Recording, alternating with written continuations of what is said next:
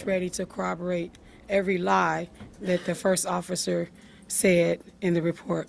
So I just want to be very clear that we feel for a lot of families out there, and I wasn't even really big on video cams, but every day now I'm going to be marching for video cams because my brother was being prosecuted for trying to kill a police officer.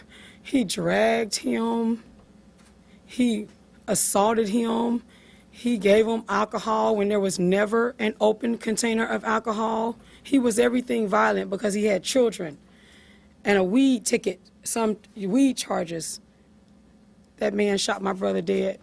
This would be the same if it were not for that video camera.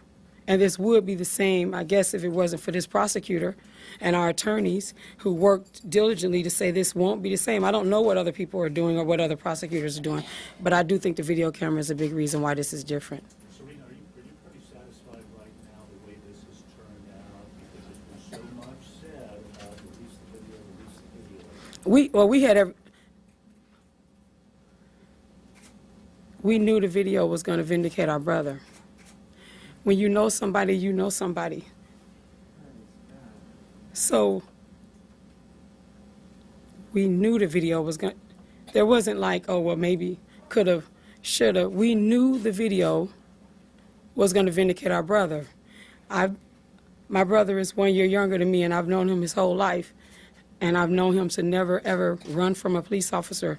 His record, as bad as anyone wants to make it, proves he has no problem being arrested. I am appalled every time I think about what I've been reading about my brother.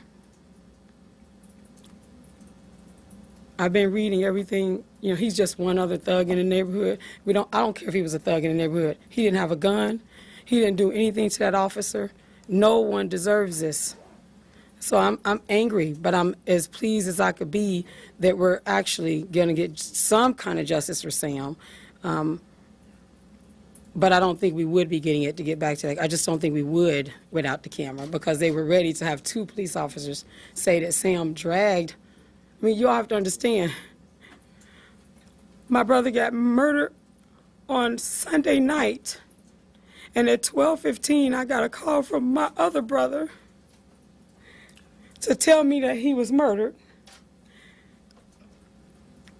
And when I got off the floor 3.5 hours later, I started researching everything I could about this case, because I knew when he said he was shot in the head by a police officer, that just didn't register for me unless the police officer just killed him. Now, I knew I was never going to be able to prove that, but I knew that's what had to have happened. And I'm sure a lot of other families around the country know that. They just don't have any video camera, or maybe they don't have a good enough attorney, which I thank God for. I don't know. Or maybe there's not a prosecutor that actually cares enough to do the right thing, or a grand jury, hallelujah, that will look at the case and say, let's really look at this case.